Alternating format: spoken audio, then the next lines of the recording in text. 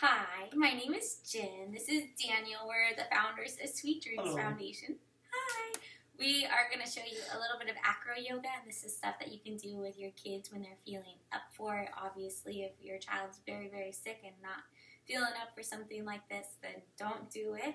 But we just want to give some fun little ideas of stuff to do at home, and we know most of you do forms of Acro Yoga where you'll be laying down, your legs are up in the air, and your feet are in the child's belly, and you do airplane and stuff like that. So we want to show you some other fun little things that you can do with your kids.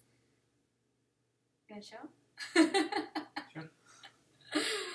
Okay, so Daniel is going to be the base, and I'm going to be the flyer. It's super fun. It's just fun, little playful stuff that you can do with your kids too. And what he's going to do is he's going to find that his special foot placement, which is going to be kind of right there on the glutes, where there's like two little indents right there, two little pressure points. That's where it'll be, and his toes will go up into my back as well. And he's gonna have to use his toes and heels to find that perfect place. And then his hands, he should be able to grab a hold of my ankles. So you can see he can touch my ankles right here, and then I'll grab a hold of his ankles, and I'll start to lean back and look back, and then he'll push me up in the air. So again, this is something that you can do with your kids, allowing for them to get upside down and have some fun, stretching those feet. And then, see where his hands went? His hands went right onto the shoulders. So right here, I would just hold for a few minutes because it feels really good on the low back to start to stretch it out.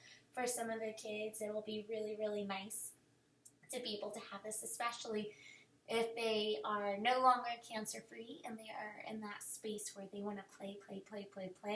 And we work with kids with all different challenges. So stretching here, opening up, and maybe even looking down at mommy and daddy and smiling and saying, "Hello, Mom. Hello, Dad." And then after that, both hands stay on the shoulders.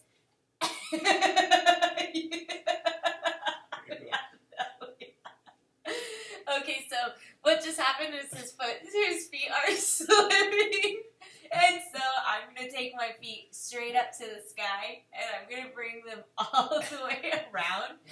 But luckily, he's got a pretty good grip on me, and I've got a pretty good grip on him there, and more than anything, there's a trust factor of being able to hold up each other, but you do have to be very, very careful. He's got his socks on, and I have pants on, which makes it hard to hold me up. So then he's going to bring his hands to me, back to my shoulders. I'm going to bring my feet together. I'm going to grab a hold of my shins. Okay, so you can see my feet are together. I'm grabbing a hold of my shins, and then I shoot my feet forward. I press through my feet, activate my core, press my hands on my shins, engage my core, and he will slowly release his feet, finding that strength to hold me up, breathing in and out, squeezing the stomach muscles back against the spine. I'm pushing my hands into my shins, and then we'll teach you how to roll out of this. So from here, he's going to bend his knees, and he's going to allow for me to roll all the way out. Yay! So why don't you try doing that, see if you have any luck with it. We'll go through it one more time, a little bit faster this time so that you can see.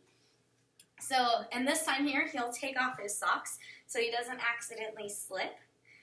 So again, remember, feet placement, that actually makes it a little bit easier, is right there on the glutes. I'll grab a hold of his ankles. He'll make sure that he can grab my ankles. See where he's at? And then I've got his. And then from here, you'll start to just press back. Here, I'm stretching. I'm opening up. You can even open up the arms and get a nice deep back bend.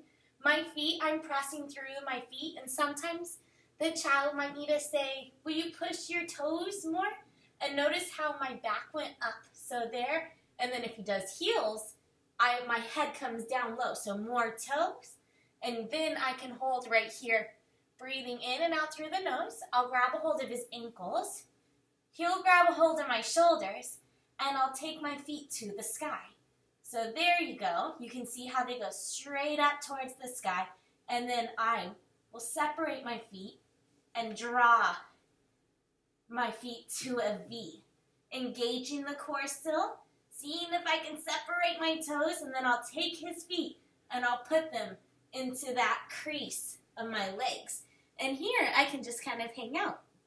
So he can let go, and this is really nice. So if any of the kids are having a lot of spinal pains and stuff like that, this is such a good stretch right here because it's pressing on the legs and it's allowing for the kids to get upside down. So if you know of like the inversion tables and stuff like that and you don't have one of those, you can be the child's inversion table.